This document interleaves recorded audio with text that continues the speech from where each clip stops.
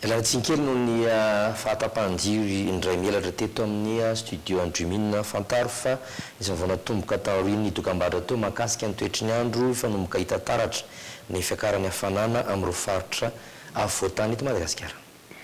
Mbola ao anatin'ny ririnina nefa isika amin'izao fotoana izao saingy miala tsikelikely fotsiny ao anatin'ny ivony izay atsika mamirifily izay raha ny fampitambavao ary amin'ny sampana mpamatatra ny mety toetry ny andro mitondra ny mety toetry ny andro amin'ny ankabeny ho an'ny Analamanga, Itasy, Bonglava ho an'ny 3 volana manaraka ny vaovao entin'ny Rindra Tahiry sy Kastambola manana.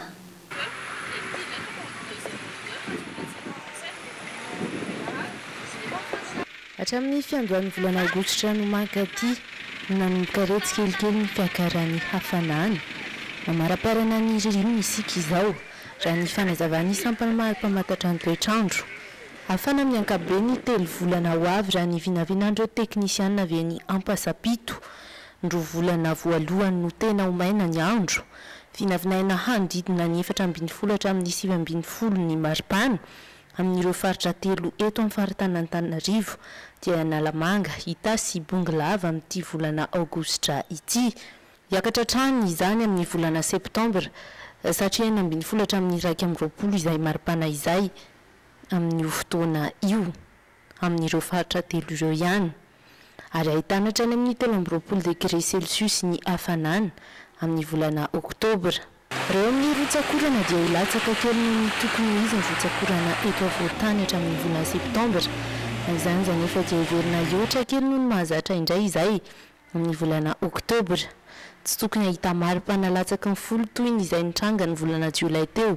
Ireo faritra 3 ireo raha ity tombana nataon'ireo mpamantatra ny toetr'andro ity hatrany. Hanamarika ny volana Aogositra kosa ny zavona vao maraina sy amin'ny alina ho an'ny afovoantany. Anjaka ihany koa ny setroka vokatry ny doro-tanety ka mila fitandremana eo amin'ny toe-pahasalamana. Mila fahanailoana toy izany ireo mpitondra fiara hialana amin'ny lozam-pifamoivoizana indrindra amin'ny maraina noho ny zavona izay mety handrakotra ny lalana amin'ireo toerana avo. Vao ny fampianarana kosa dia hiditra tsy ela amin'ny adina ara-panatanjahantena ireo mpianatra hiatrika amin'ny fanadinana baccalauréat eto Antananarivo. Efa nomboka izany hatramin'ny faraparan'ny volana Jolay teo kosa ny avy any amin'ny faritra toy ny Toamasina sy Mahajanga. Ny 17 Aogositra kosa no anomboka ny eto Antananarivo renivohitra Atsimondrano sy Avaradrano. Manomboka amin'ny 18 Aogositra ny fakana ny taratasy fiantsoana ho an'ireo mpiadina EPS baccalauréat. Isan'ny voakasika manokana amin'izay fampahafantarana izay ny mpiadina teknika sy A2 eny Andoramfotsy sy Sabotsinamena. Mitondra ny andindiny ary Rindra Tahiry sy Doda Rajanjato. Mbola manana 2 herinandro amin'ny manantena tsara ireo mpiadina baccalauréat mialohan'ny hatrehana ny fanadinana ara-panatanjahantena. Nanomboka ny 17 Aogositra izao no hikatroka ireo mpianatra eto Antananarivo. Ny 7 Septambra izany no hifarana ary ny 20 Septambra ny any ireo misafidy ny adina ara-panatanjahantena antsoratra ao amin'ny LMA no hanatanterahana io.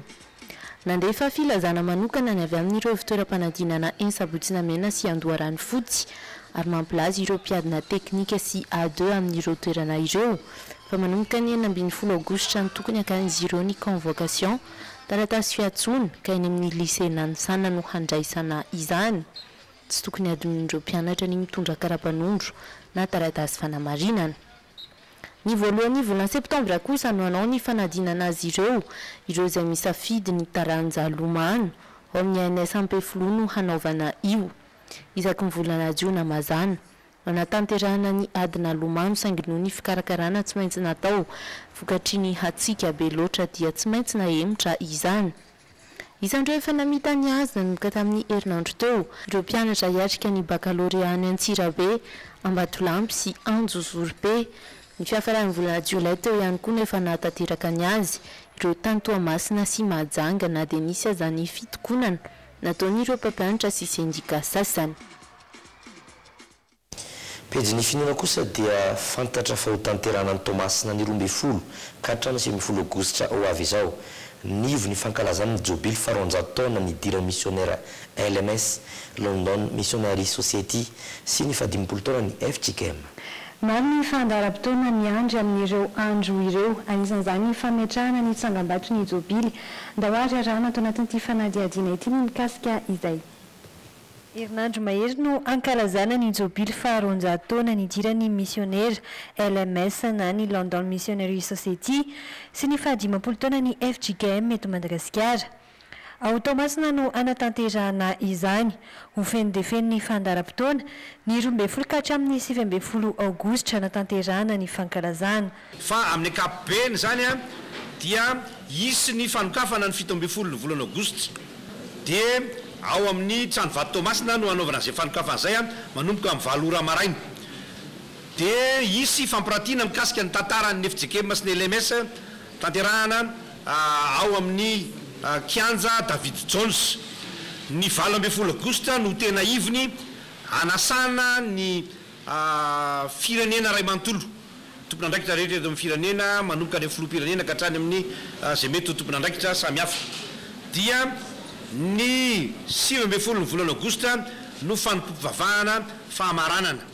Mariana hatrany amin'ny fametrahana tsangam-bato izany ankoatra ireo vahina saina dia andrasana iarapaly amin'ireo daty ireo ihany koa ireo kristianina avy amin'ny sinoda partany 7 eto Madagasikara sy any ampitan-dranomasina. Ny tsangam-bato zany dia misy anankiroa, tsangam-bato any Tomasina fa tsangam-bato izay taty aoriana vao tena nanapa-kevitra an'io hoe tsy mety kosa raha ohatra ka tany ny joron'ny FGKM tany koa ny dira missionnaire nefa tsy mamanana izay atserovana zany ny any Tomasina.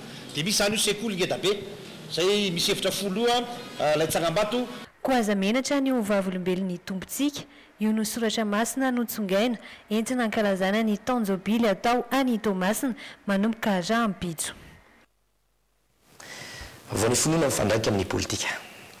Ny sofin'ny fiangonana Apokalipsy rano marainy ny filotsako vidin'ny pasteur Mayol kandida ho filoham-pirenena no amafisina taorian'ny fitoam-bavaka izay nataony fikasany anavaka ny raharaham-pirenena sy ny raharaham-piangonana.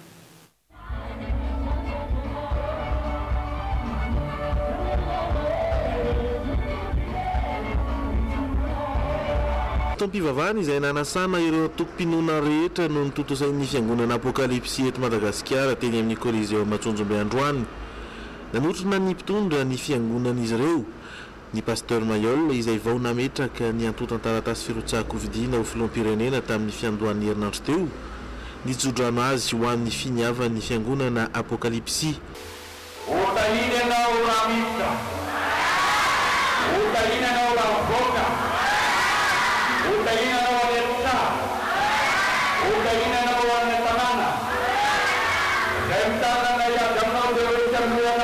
Mbola nao mafisin'ny kandidat-ny atoko Gideona fandresena fantrana eto Madagasikara ny fikasany hanavaka ny raharaham-piangonana sy ny raharaham-pirenena raha toka alano filohan-tenany fikasany izay mifandray amin'ireo tetikasany.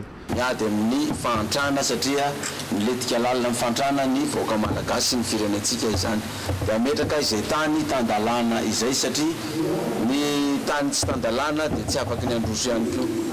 Dia ny farany moa zany araka ireny nambarako ireny dia ny amerina ireo nositsika madinika ireny sy ny hitrandraka ny irem-pirenenantsika eto malagasy. Ny fanomina indray fitenenana avokoa ireo mpitondra fivavahana ataon'ny fiangonana Apokalipsy Androany ny farana tamin'ny toriteny ataon'ny pasteur Mayol ny fotoana teny Antsonjombe. Amin'ny 7 ora katroka izao hiato kely raha dokam-barotritsika iveny eto amin'ny tapany faharoa izay toy izao. Kaye manaraka ny teknôlôjia vaovao no entina aminao ao anatin'ny asa kely. Amin'ity androany ity dia nanontaniana ireo sendran'ny micro amin'ny logité ireo tanàna izay misy andro arahanao anatin'ny ianao. Ireo indray zany no miandry anao anatin'izay tapany faharoa izay aza misaraka aminay ary.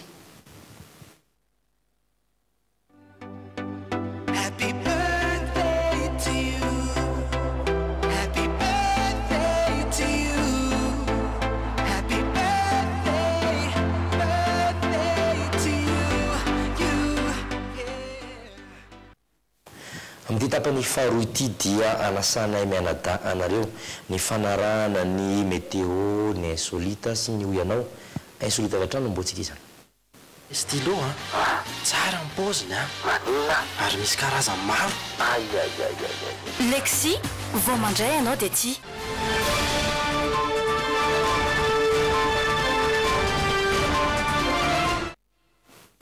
Rocketbook izay kahie manaraka ny teknôlôjia vaovao any entina aminao ao anatin'ity hafakely iray ity miavaka satria dia afaka scanena amin'ny finday ireo naoty ao anatiny. Rehefa feno ihany koa ny pejy dia atao anaty micro-ondes izany ary miverina azany hoe azo anoratana indray ndao arahana ary ny fanadihadiana.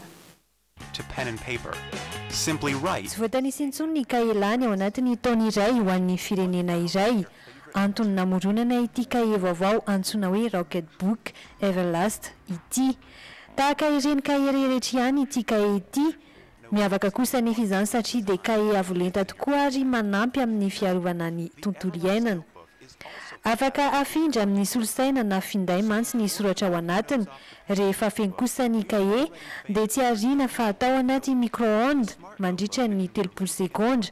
Vokany miala ny soratra rehetra ary miverina vaovao indray izany avy eo. Clean with a moist towel, so it can be used over and over and over again. Antana maro no namolavolana izany. Hita ihany koa fa ireny karazana stylo mainty tsy mahazaka hafanana ary penina maharitra no anoratana amin'ity Rocketbook ity. Tanjona amin'izany mba ahafahana mamafa ny soratra amin'ny lamba lena avy eo. Mety ihany koa ireo penina tsotra mahazatra saingy tsy azo antoka fotsiny faharetan'izany. Efa nivoaka maneran-tany tamin'ny volana Jolay lasa teo io kahie io amin'ny endriny A4, A5 ary ahitana pejy 50 ka hatramin'ny 100 pejy. The Everlast notebook is also compatible with the Rocketbook app. Andrasana ny fiavian'ny kahie ny eto amintsika mba ho ampiasaina fa hoy ianao indray.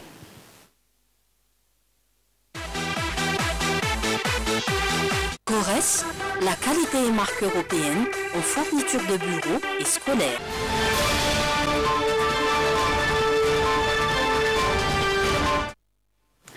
Efa nentina teto ny tanàna ahitana tarimarika fa amin'ity androany ity dia nanontaniana ireo sendrany micro-anilogité ary ireo tanàna izay misy andro ndao arahana avetrany.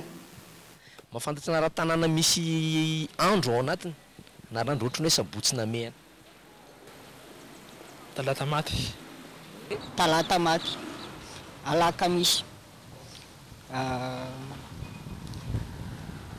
Larbi. Larbi anambolo. Talata ny volon'omby. Alakamisy amin'ny Fianarivô. Anjomakely. Koa zany. Alarbi. Larbi. Any akaikina Kadiforo zao misy talata. Ratsinaim-bazaha. Azo misy aza? Ninjefanary. Talata ny volon'onjy. Talata maty. Talata ny volon'onjy. Ohatra hoe sabotsy na mehana. Anjomakely. Dia Alarbi. Talata ny volon'ondry ohatra. Latsinainy Dakar. Izy aza misy an'izany? Tsy haiko aloha hoe aiza na aiza. Iza koa ohatra hoe Anjomakely. Any Tsirabe zao misy an'le hoe tsena sabotsy. Zay. Dia Alakamisy ny Fianarivô. Iza koa? Dia talata volon'ondry. Dia Anjomakely. Dia Latsinainy Dakar. Ngamba zany lahady. Zay tsy haiko ngamba lahady. Latsinainy. Izy misy an'izany? Nakakaiky ny vato. Anjomakely. Anjomakely. Latsinainy Bakaro. Alakamisy Fianarivô. Alakamisy Namboimamy. Sabotsy na mehana, voateny. Raha nieritreritro ina na tonga ny taolo amorona le anara-tana misy an'le andro reny? Zay indray zany tsy fantatroko. Tsy fantatra. Tena tsy haiko mety ry zareo taloha tany angamba. Mety teo amin'le andro no misy zava-tsansy eo dia izay no nahatonga azy namorona le izy. ohatrany hoe mpanjaka zany ohatrany hoe ohatrizay hoe mety hoe tamin'ny andro lao ohatra hoe alatsanainy izy miteo amin'le toerana dia mety nisy tantarany sio teo dia hoe aloha tonga dia zay tazoman'le alatsanainy mety le hoe le voandro talata dia ohatra hoe andro ratsy mety ohatr'izay ohatrany hoe talata grobaka izy raha any amin'ny avaratra mety efa taloha tany angamba le izy zany no tena marina zany hoe tsy haiko aloha fa tsy haiko mety misy antony manokana ihany fa eny mety misy antony manokana fa tsy fantatra teo efa tany amin'ny andro fampanjaka tany ve mo fantatra tsony hoe sika natokantrano koa dia afaka mitanisa ny anara-tanàna misy andro ao anatiny ary mamantatra inona tokoa ny aviany zany anara-tanàna izany fa ivadiantsika ao anatiny fampifantarana ny toetrandro sady marina ty logité ity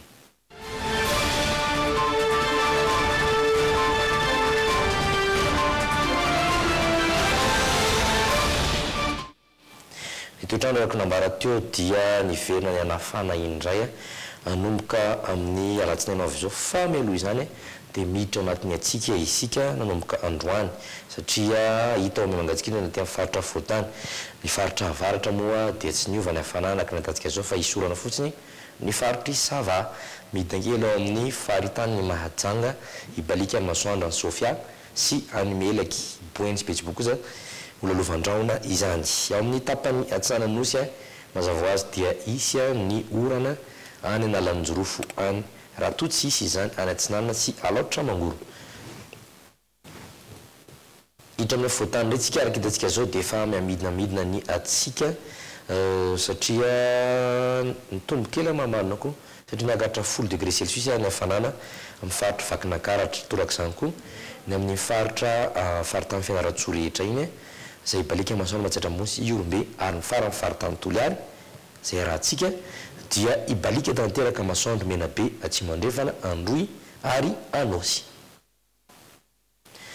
tapatra ny fiarahantsika tompoko lasy tompoko vavy amin'ny valora sy fefany izao hanaraka ny fifantenana sy fanotsanana ao anatin'ny pazapa xv tany diego tsika aoriny ty logité ty aoriny dokam-barotra vitsivitsy veloma tompoko aza misaraka aminay veloma tompoko